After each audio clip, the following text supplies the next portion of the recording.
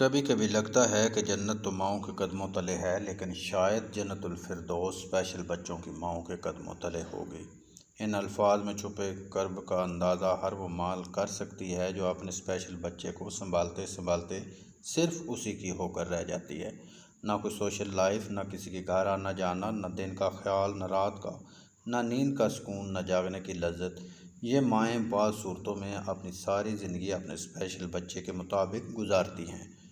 انہیں محلے داروں، رشتہ داروں اور ملنے جلنے والوں سے اپنے بچوں کے حوالے سے مختلف کلیجہ چیرنے والے جملے سننے کو بھی ملتے ہیں۔ پاگل بچہ، اپاہج بچہ، معذور بچہ، گناہوں کی سزا، اللہ کا عذاب، توبہ توبہ، کڑی آزمائش، ہائے بیچارہ، ہائے بیچاری۔ یہ مائیں نہ روتی ہیں، نہ شکوہ کرتی ہیں، بلکہ جتنا کوئی ان کے بچے کے متعلق زہریلا جملہ اچھالتا ہے، ان کا پیار اپنے بچے سے مزید بڑھتا چلا جاتا ہے۔ میں نے دیکھا ہے ایسی ماؤں کو اکثر ایک جملہ تواتر سے سننے کو ملتا ہے کہ آپ اس کا علاج کسی اچھے ڈاکٹر سے کیوں نہیں کرواتی؟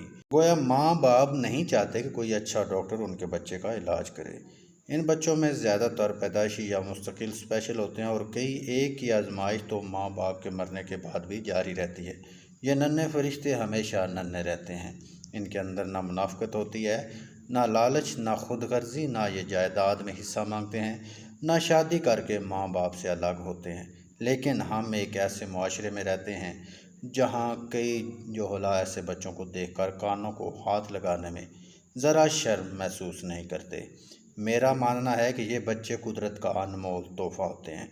جن کے ہاں یہ بچے موجود ہیں، انہیں فخر کرنا چاہیے کہ وہ ایک ایسی زندگی کی پرورش کر رہے ہیں جو ان کے بغیر شاید زندہ نہ رہ سکے۔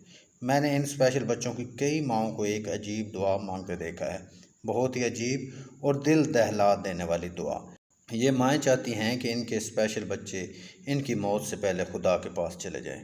اس دعا کا کرب وہی محسوس کر سکتے ہیں جو زمانے کی سنگ دلی سے واقف ہیں۔ مائیں جانتی ہیں کہ ان کے بعد ان کے اسپیشل بچے یا بچی کا کوئی والی وارث نہیں بنے گا۔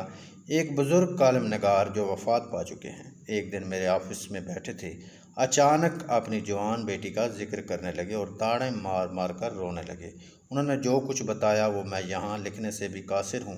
اشاروں کنایوں میں اتنا سمجھ لیجئے کہ ان کی بیٹی کو آٹزم تھا، اور وہ بتا رہے تھے کہ چونکہ ان کی بیگم بہت عمر رسیدہ ہو چکی ہے اور بستر سے اٹھنے کے قابل نہیں، بچے دوسرے ممالک چلے گئے ہیں، لہٰذا انہیں ہر ماہ اپنی جوان بیٹی کے وہ کام بھی خود کرنے پڑتے ہیں جن کے لیے مائیں بنائی گئی ہیں۔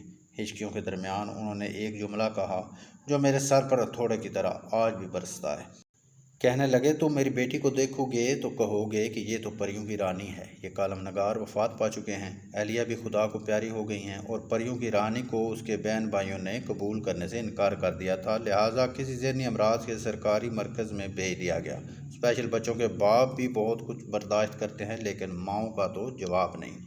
ایک ماں مجھے بتانے لگی کہ معاشرے میں شعور کا یہ عالم ہے کہ انہوں نے کسی جگہ ذکر کیا کہ میرا بیٹا اسپیشل ہے۔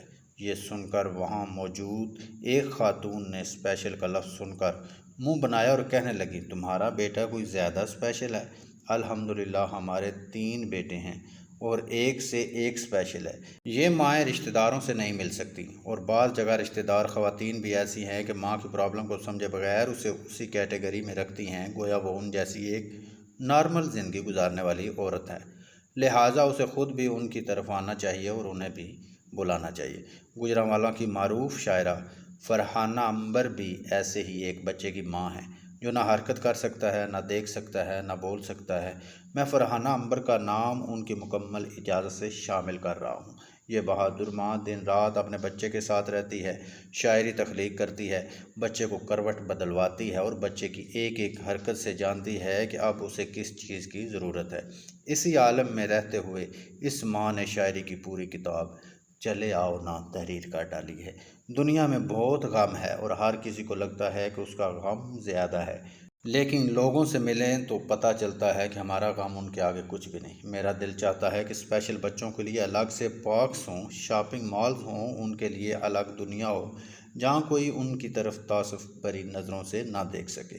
اگر یہ بھی ممکن نہیں تو پاک شاپنگ مالز میں کوئی ایک دن کچھ گھنٹے اسپیشل بچوں کے لیے بھی مخصوص ہونے چاہیے، جس میں صرف ان کے والدین ہوں اور یہ بچے ہوں، تاکہ ماؤں کو بھی آؤٹنگ کا موقع ملے، وہ بھی خوشی خوشی اپنی جیسی ماؤں کے ساتھ ملیں اور اپنے جیسے ماحول میں آزادانہ رہیں۔ ایک گزارش ان بچوں کے رشتہ داروں اور محلے داروں سے بھی ہے کہ خدا کے لیے جس گھر میں اسپیشل بچہ یا بچی ہو، وہاں بچے اور ماں کے وقت کی سہولت کو دیکھتے ہوئے جائیں۔ اسپیشل بچوں کی ماؤں کے لیے ڈھیر ساری دعائیں۔ یہ جنت کے ٹکٹ جن عظیم ماؤں کے پاس موجود ہیں، انہیں بہت بہت مبارکباد اور سلام۔